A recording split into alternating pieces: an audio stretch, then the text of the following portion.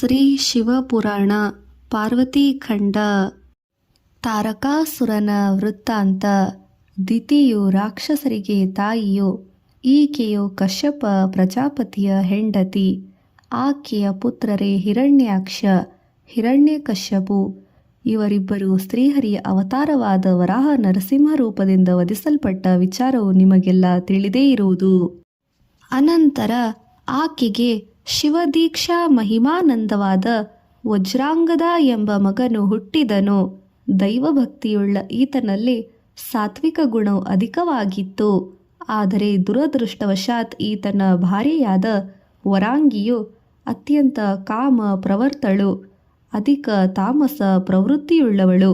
ಒಂದಾನೊಂದು ಮಹಾನಂದ ವೇಳೆಯಲ್ಲಿ ಗಂಡನು ಅಮಿತವಾದ ಸುಖ ಕೇಳಿಯಲ್ಲಿ ಸಂತೋಷವನ್ನು ಹೊಂದಿದಾಗ ಆ ಕಾಮುಕಿಯು ತನ್ನ ಗಂಡನಿಂದ ಒಂದು ವರವನ್ನು ಹೊಂದಿದಳು. ಹರಿಗೆ ದುಃಖವನ್ನುಂಟು ಮಾಡುವ, ಮೂರು ಲೋಕಗಳಲ್ಲಿ ಆತನಿಗೆ ಎದುರಾಳಿ ಯಾರೂ ಇರದ ಅಮಿತ ಬಲಶಾಲಿಯಾದ ಮಗನು ಬೇಕೆಂಬುದೇ ಆಕೆಯ ಕೋರಿಕೆ. ಹೀಗೆ ಬ್ರಹ್ಮನನ್ನು ಕುರಿತು ತಪಸ್ಸು ಮಾಡಿದ ವಜ್ರಾಂಗದನು ಆಕೆಯ ಕೋರಿಕೆಯನ್ನು ನೆರವೇರಿಸಿದನು. ಆತನು ಹುಟ್ಟಿನಿಂದಲೇ ಲೋಕವನ್ನು ಗಡಗಡ ನಡುಗಿಸಿ ಶೋಕವನ್ನುಂಟು ಮಾಡಿದನು. ಆತನೇ ತಾರಕಾಸುರನು. ತಂದೆಯನ್ನು ಮೀರಿ ಬ್ರಹ್ಮನನ್ನು ಕುರಿತು ತಪಸ್ಸು ಮಾಡಿದನು. ಉಗ್ರವಾದ ತಪಸ್ಸಿನಿಂದ ಬ್ರಹ್ಮನನ್ನು ಮೆಚ್ಚಿಸಿ ತನಗೆ ಬೇಕಾದ ವರವನ್ನು ಸಂಪಾದಿಸಿದನು. ಅಪಾರವಾದ ಅನಂತವಾದ ಶಕ್ತಿಯುತನಾಗಬೇಕೆಂದನು. ವಿಶ್ವ ವಿಜೇತನಾಗಬೇಕೆಂದನು. ಶಿವನಿಂದಲೇ ಆಗಲಿ ವಿಷ್ಣುವಿನಿಂದಲೇ ಆಗಲಿ ಸಾಯಬಾರದೆಂದನು. ಪುನಃ ಮನಸ್ಸಿನಲ್ಲಿ ಏನನ್ನೋ ಯೋಚಿಸಿದ್ದನೋ ಏನೋ. ವಾಸ್ತವವಾಗಿ ಬ್ರಹ್ಮನ ಸೃಷ್ಟಿಯಲ್ಲಿನ ಯಾವ ವಸ್ತುವಿನಿಂದಲೂ ಸಾಯಬಾರದೆಂದು ಕೋರಿಕೊಂಡನು.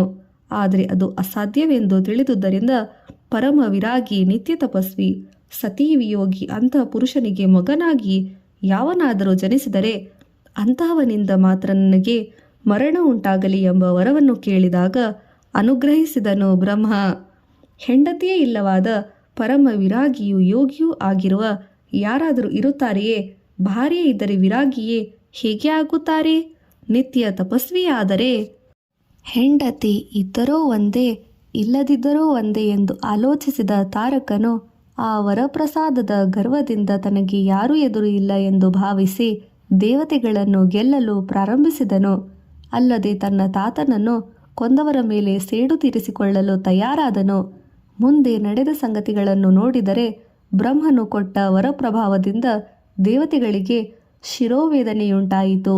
4 ತಲೆಗಳಿದ್ದು ಸಮಯದಲ್ಲಿ ಒಂದು ತಲೆಯನ್ನು ಆಲೋಚಿಸದೇ ವರವನ್ನು ಕೊಟ್ಟ ಬ್ರಹ್ಮನ ತಲೆ ಹೋಗುವ ಸ್ಥಿತಿಯನ್ನೇ ಉಂಟು ಮಾಡಿದನು.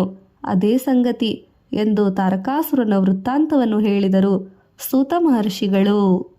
ಅನಂತರ ಅಲ್ಲಿ ಇದ್ದವರ ಕೋರಿಕೆಯಂತೆ ಪುನಃ ಗಿರಿಜೆ ಶಂಕರರ ಕಥೆಯನ್ನು ಹೇಳಲು ಪ್ರಾರಂಭಿಸಿದರು ಸೂತ ಮಹರ್ಷಿಗಳು.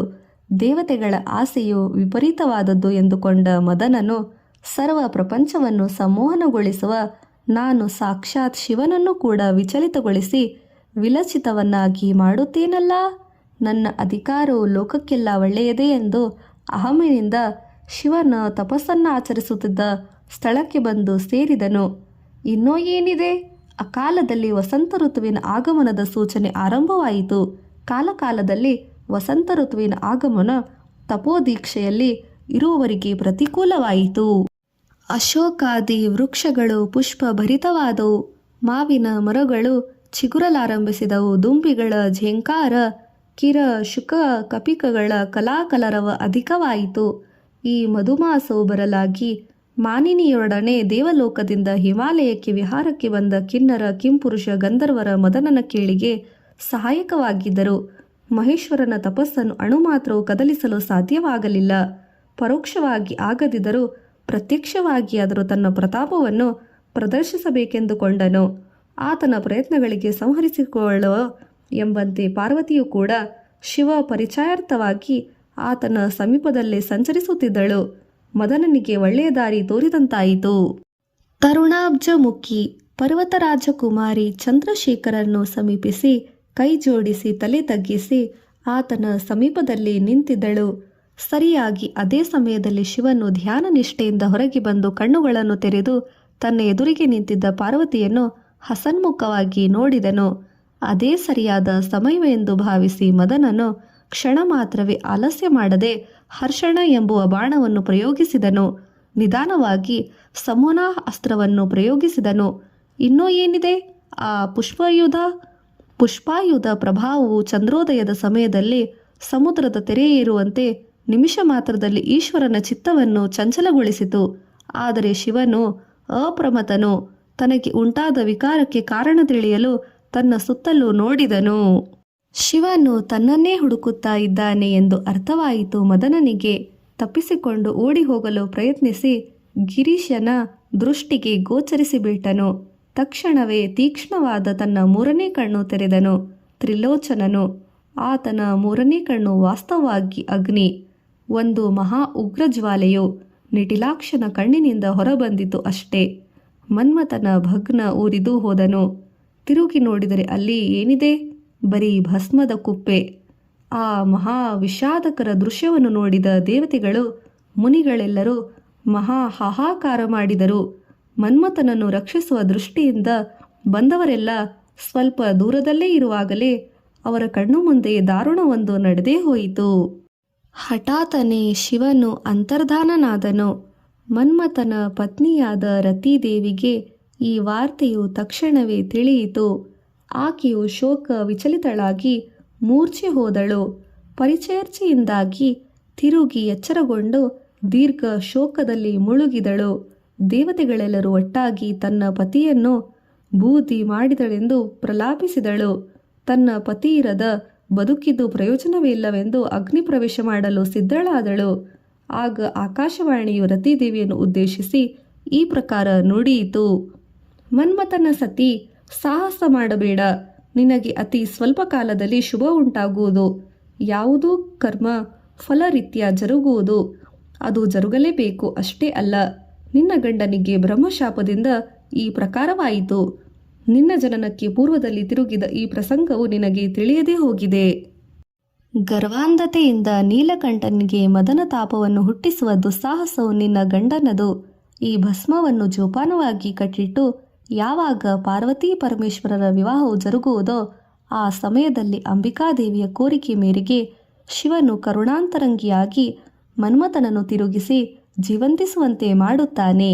ಅಶರೀರವಾಣಿಯ ಈ ಮಾತುಗಳನ್ನು ಕೇಳಿದ ಮೇಲೆ ರತಿದೇವಿಯ ದುಃಖವು ಸ್ವಲ್ಪ ಮಟ್ಟಿಗೆ ತಗ್ಗಿತು. ಪಾರ್ವತೀ ಪರಮೇಶ್ವರರ ಕಲ್ಯಾಣವು ಯಾವಾಗ ಜರುಗುವುದೋ ಏನೋ ಎಂದು ಆ ವೇಳೆಯಲ್ಲಿ ನಿರೀಕ್ಷಣೆಯಲ್ಲಿದ್ದಳು. ಪಾರ್ವತೀ ದೇವಿಗೆ ಈ ಪ್ರಸಂಗವು ತಿಳಿದು ಎಲ್ಲವನ್ನು ವಿಚಾರಿಸಿಕೊಂಡಳು. ತಾನು ಒಳ್ಳೆಯ ಗಂಡನಿಗಾಗಿ ತಪಿಸುತ್ತಾ ಇದ್ದರೆ ಅನ್ಯಾಯವಾಗಿ ತನ್ನ ಕಾರಣದಿಂದಾಗಲೇ ತಾನು ವನಿತೆಯೊಬ್ಬಳ ಭರ್ತನನ್ನು ದೂರ ಮಾಡುವ ಕಾರ್ಯವು ನಡೆದು ಹೋಯಿತಲ್ಲ ಎಂದು ಎಷ್ಟೋ ಛೇದಪಟ್ಟಳು. ಯಾವಾಗ ಮನ್ಮಥ ದಹನಕಾಂಡವು ಜರುಗಿತೋ ಇನ್ನು ಅಲ್ಲಿ ತಾನು ಇರಬಾರದೆಂದು ತಿಳಿದು ಅಲ್ಲಿಂದ ಶಿವನು ಅಂತರ್ಧಾನನಾದನು. ಪಾರ್ವತಿಯು ಪರಿಪರಿ ವಿಧಗಳಾಗಿ ಪರಿತಪಿಸಿದಳು. ಶಿವನು ಅಲ್ಲಿ ಇಲ್ಲದಿದ್ದುದರಿಂದ ನಂದೀಶ್ವರ ಮತ್ತಿತರ ಮುನೀಶ್ವರರು ಆ ಪಾರ್ವತರಾಜನ ಕುಮಾರಿಯನ್ನು ಹೊರಡಿಸಿ ತಿರುಗಿ ಆಕೆಯನ್ನು ಹಿಮವಂತನ ಸನ್ನಿಧಿಗೆ ಸೇರಿಸಿ ಜರುಗಿದ ಸಂಗತಿಗಳನ್ನೆಲ್ಲ ವಿವರಿಸಿದರು. ತನ್ನ ಪುತ್ರಿಯ ವಿಷಯದಲ್ಲಿ ಜರುಗಿದ ಆಶಾಭಂಗಕ್ಕೆ ಹಿಮವಂತನು ಬಹಳ ಚಿಂತಿಸಿದನು. ಇನ್ನೊಂದೆಡೆಗೆ ದುಃಖಾಗ್ನಿ ತಪ್ತಳಾದ ತನ್ನ ಮಗಳನ್ನು ಸಂತೈಸುತ್ತಾ, ಮಗಳೇ, ನಮ್ಮ ಪ್ರಾಪ್ತಿ ಇಷ್ಟೇ ನೋಡೋಣ ಎಂದು ಹೇಳಿ ನಮ್ಮ ಪ್ರಯತ್ನವನ್ನು ನಾವು ಮಾಡುತ್ತಿರಬೇಕು ಎಂದನು. ಮೇನಕಾದೇವಿಯ ತನ್ನ ಗಂಡನನ್ನು ಅನುಸರಿಸಿದಳು. ಪಾರ್ವತಿಗೆ ನಾರದರ ಉಪದೇಶ. ಮಾತಾಪಿತೃಗಳ ಮಾತುಗಳಿಗೆ ಪಾರ್ವತಿ ಒಂದಾದರೂ ಎದುರು ಮಾತನಾಡದೆ ಹೋದಳು. ಆಕೆಯು ತನ್ನ ಹೃದಯವನ್ನು ಶಿವನಿಗೆ ಅರ್ಪಿಸಿದಳು. ತನಗೆ ಸಮಾಧಾನ ಮಾಡಲು ಬಂದ ತಂದೆ ತಾಯಿಗಳನ್ನು ಕುರಿತು, ನೀವು ನನ್ನನ್ನು ಬದಲಿಸುವ ಪ್ರಯತ್ನ ಮಾಡಬೇಡಿ. ನಾನು ಪರಮಶಿವನ ಹೊರತು ಬೇರೆ ಯಾರನ್ನು ವಿವಾಹವಾಗಲಾರೆ. ಈ ಸಾರಿ ಏನಾದರೂ ಆಗಲಿ, ನನ್ನ ಪ್ರಯತ್ನದಲ್ಲಿ ಸಫಲವಾಗಿ ಕೃತಾರ್ಥಳಾಗುತ್ತೇನೆ ಎಂದು ನಿಶ್ಚಲ ಮನಸ್ಸಿನಿಂದ ಹೇಳಿದಳು. ಹೀಗೆ ಪರಿಪರಿ ವಿಧವಾಗಿ ಕೊರಗುತ್ತಿರುವ ಪಾರ್ವತಿಯ ಅವಸ್ಥೆಯನ್ನು ಆಕಾಶದಿಂದ ದೇವತೆಗಳು ವೀಕ್ಷಿಸುತ್ತಲೇ ಇದ್ದರು. ಇಂದ್ರನು ಪಾರ್ವತಿಗೆ ಧೈರ್ಯವನ್ನು ಹೇಳಿ ಬಾ ಎಂದು ನಾರದನನ್ನು ಕಳುಹಿಸಿದನು. ದೇವತೆಗಳೆಲ್ಲರೂ ಕ್ಷೇಮಾರ್ಥವಾಗಿ ಇಂದ್ರನ ಆಲೋಚನೆಗಳನ್ನು ಅವಶ್ಯಕವಾಗಿ ಅನುರಣಿಯಲ್ಲಿ ಹಿಮರಾಜನ ಸನ್ನಿಧಿಗೆ ಬಂದನು. ನಾರದರು ಹಿಮವಂತನನ್ನು ಭೇಟಿಯಾಗಿ ಆತನಿಗೆ ಧೈರ್ಯವನ್ನು ಹೇಳಿದನು. ಅನಂತರ ಪಾರ್ವತಿಯ ಬಳಿ ಬಂದು, ಮಗಳೇ, ನೀನು ಅಂಬೆ ಆದಿಪರಾಶಕ್ತಿ ಅವತಾರವು. ನಿನಗೆ ಹೇಳುವುದು ಏನೂ ಇಲ್ಲದಿದ್ದರೂ ಕಾಲಚಕ್ರರಿತವಾಗಿ ಹೇಳಬೇಕೆಂದು ಬಂದಿದ್ದೇನೆ. ಸದಾಶಿವನು ತಪಸ್ಸಾಧ್ಯನು, ಭಕ್ತವರದನು. ಆತನನ್ನು ಬಾಹ್ಯ ಸೌಂದರ್ಯದಿಂದ ಆಕರ್ಷಣೆಗೊಳಿಸುವುದು ಕೇವಲ ಭ್ರಮೆ. ಅಂಥ ಸೌಂದರ್ಯದಿಂದ ಆತನು ಸುಲಭ ಸಾಧ್ಯನು. ಆದುದರಿಂದ ನೀನು ಯೋಗಮೂರ್ತಿ ನಿಮಿತ್ತವಾಗಿ ತಪೋದೀಕ್ಷೆ ಕೈಗೊಳ್ಳುವುದು ಉತ್ತಮ ಎಂದು ಶಿವಪಂಚಾಕ್ಷರಿ ಮಂತ್ರವನ್ನು ಉಪದೇಶಿಸಿ ಅದನ್ನು ಜಪಿಸಬೇಕೆಂದನು ನಾರದನು. ಆ ಕ್ಷಣದಲ್ಲೇ ಪಾರ್ವತಿಯು ತಪಸ್ಸಮಾಧಿಗೆ ಕುಳಿತಳು. ಪಾರ್ವತಿಯ ತಪೋಗ್ರತೆ. ಹಂಸತೋಲಿಕಾ ತಲ್ಪದಲ್ಲಿ ಮಲಗಬೇಕಾದ ಪಾರ್ವತಿಯು ಬರೀ ನೆಲದ ಮೇಲೆ ಮಲಗುವಳು. ಪ್ರಾತಃ ಸಂಧ್ಯಾಕಾಲದಿಂದ ಪ್ರಾರಂಭಿಸಿ ಪ್ರತಿನಿತ್ಯ ಶಿವದೀಕ್ಷಾ ಪರಳಾದಳು. ಉಷ್ಣೋದಕ ಸ್ನಾನ, ಷಟ್ರೋಸೋಪೇತ ಭೋಜನ ಅವುಗಳನ್ನು ತ್ಯಜಿಸಿ ತಣ್ಣನೆಯ ನೀರಿನಲ್ಲಿ ಸ್ನಾನ, ಕಂದ ಮೂಲ ಫಲಗಳ ಆಹಾರ ಇವುಗಳನ್ನು ತನ್ನ ನಿತ್ಯಕೃತ್ಯಗಳ ಸೇರ್ಪಡೆ ಮಾಡಿಕೊಂಡಳು. ಕೋಮಲ ಶರೀರವನ್ನು ವಿವಿಧ ಗಂಧಾದಿಗಳಿಂದ ಪೂಸಿಕೊಂಡು ಆಭರಣಗಳಿಂದ ಅಲಂಕರಿಸಿಕೊಳ್ಳುವ ಬದಲು ವಿಭೂತಿ ರೇಖೆಗಳನ್ನು ಅಲಂಕರಿಸಿಕೊಂಡಳು. ಆದರೂ ಆಕೆಗೆ ಸದಾಶಿವನ ದರ್ಶನ ಭಾಗ್ಯವು ದೊರಕಲಿಲ್ಲ. ಶಿವ ನಿರೀಕ್ಷಣೆಗೆ ಶಿವನನ್ನು ಕುರಿತು ತಪಸ್ಸೇ ಉತ್ತಮವೆಂದು ಭಾವಿಸಿ ಆ ಪ್ರಯತ್ನದಲ್ಲಿ ಉರಿ ಬೇಸಿಗೆಯಲ್ಲಿ ಪಂಚಾಗ್ನಿ ಮಧ್ಯದಲ್ಲಿ ನಿಂತು ಸೂರ್ಯಮಂಡಲವನ್ನು ನಿರೀಕ್ಷಿಸುತ್ತಾ ತಪಸ್ಸು ಮಾಡಿದಳು. ಚಳಿಗಾಲದಲ್ಲಿ ವರ್ಷಾಧಾರಿಯಲ್ಲಿ ನಿಂತು ತಪಸ್ಸನ್ನು ಆಚರಿಸಿದಳು. ಆಕೆಯನ್ನು ನೋಡಿದ ವೃದ್ಧರು ಆಶ್ಚರ್ಯಪಡುವ ರೀತಿಯಲ್ಲಿ ಆಕೆಯ ತಪೋಗ್ರತೆ ನಿದರ್ಶನವಾಯಿತು. ಇಂದ್ರಾದಿ ದೇವತೆಗಳು ಸದಾಶಿವನನ್ನು ಪ್ರಾರ್ಥಿಸಿ ಪಾರ್ವತಿಯನ್ನು ವರೆಸಿ ಪ್ರಪಂಚವನ್ನು ಕಾಪಾಡಬೇಕೆಂದು ಬೇಡಿಕೊಂಡರು. ಪಾರ್ವತಿಯಲ್ಲಿ ಜನಿಸಿದ ಕುಮಾರನಿಂದ ತಾರಕನ ಪೀಡೆ ತೊಲಗಿಸು ಎಂದು ಅಭ್ಯರ್ಥಿಸಿದರು. ಅವರಲ್ಲಿ ಕರುಣೆ ತೋರಿಸಿ ಹಾಗೆಯೇ ಜರುಗುವುದೆಂದು ಅಭಯವನ್ನಿತ್ತನು ಕಳುಹಿಸಿದನು ಶಿವ. ಬ್ರಹ್ಮಚಾರಿಯಂತೆ ನಟನೆ. ಪಾರ್ವತಿಯೊಡನೆ ಮುಖಾಮುಖಿ. ಒಂದು ದಿವಸ ಮಧ್ಯಾಹ್ನದ ಸಮಯ ಪಾರ್ವತಿಯು ಯಥೋಚಿತ್ತವಾದ ನಿಯಮ ನಿಷ್ಠೆಗಳಿಂದ ತಪಸ್ಸನ್ನು ಆಚರಿಸುತ್ತಿದ್ದ ವೇಳೆಗೆ ಅಲ್ಲಿಗೆ ಒಬ್ಬ ಬ್ರಹ್ಮಚಾರಿ ಆಗಮಿಸಿದನು. ಸೂರ್ಯನ ತೇಜಸ್ಸಿನಂತೆ ಪ್ರಕಾಶಿಸುತ್ತಿದ್ದನು. ಆತನು ಕೃಷ್ಣಾಜಿನ ಜಪಮಾಲೆ ಧರಿಸಿದ್ದನು.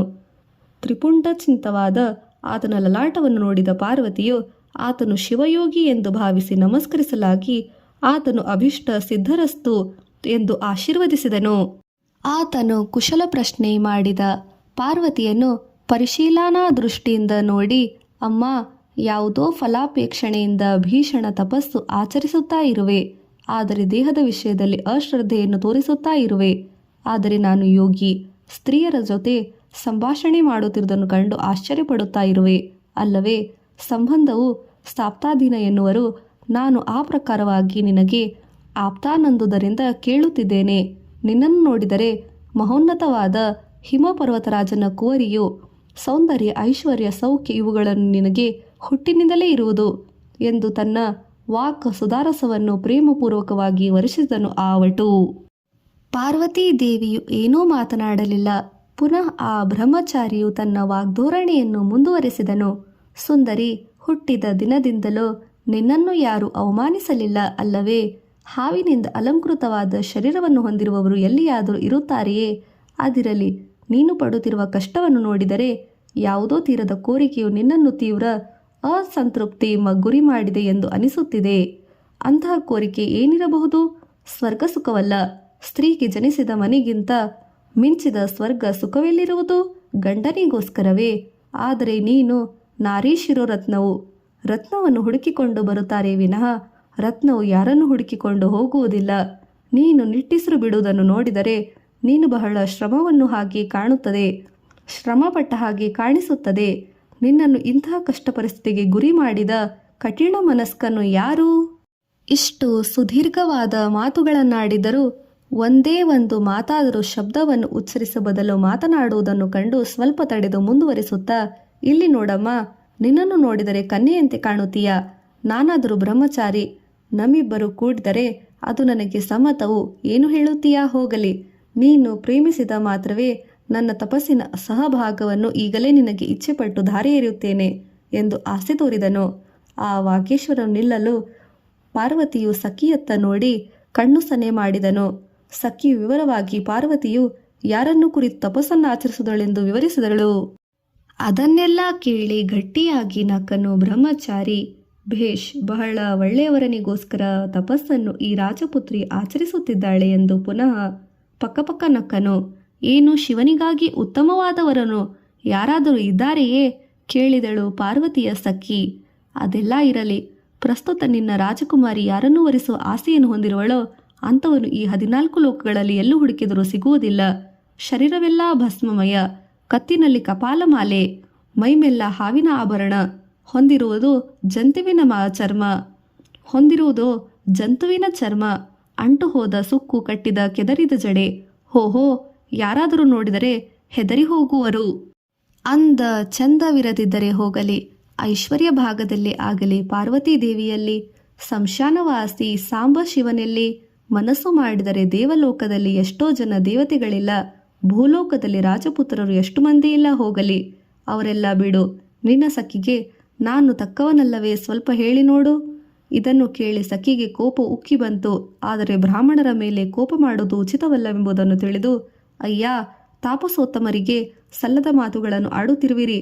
ಸ್ವಲ್ಪ ವಿಚಾರ ಮಾಡಿ ನೀವು ಯಾರೊಡನೆ ಮಾತನಾಡುತ್ತಿರುವಿರಿ ಎಂಬುದನ್ನು ಸ್ವಲ್ಪ ಆಲೋಚಿಸಿದರೆ ಒಳ್ಳೆಯದು ಎಂದು ಕೊಂಚ ಕಟುವಾಗಿ ನೋಡಿದಳು. ಓಹೋ, ಅದಾ ಸಂಗತಿ ಅಮ್ಮ. ಪಾರ್ವತಿ ದೇವಿಯ ಸಖಿಯೇ, ನಿನ್ನ ಯಜಮಾನಿಯು ಪರ್ವತರಾಜನ ಕುಮಾರಿ ಎಂಬುದನ್ನು ನಾನು ಮರೆತು ಹೋಗಿದ್ದೇನೆ ಎಂದುಕೊಂಡೆಯಾ? ಯಾರಾದರೂ ಹೀಗೆ ಮಾತನಾಡಿದರೆ ಶಿಕ್ಷೆ ಕೊಡುತ್ತಾರೆ, ಅಷ್ಟೇ ಅಲ್ಲವೇ? ತಲೆ ಚಚ್ಚಿಕೊಂಡುತ್ತಾಳೆ ಸಖಿ.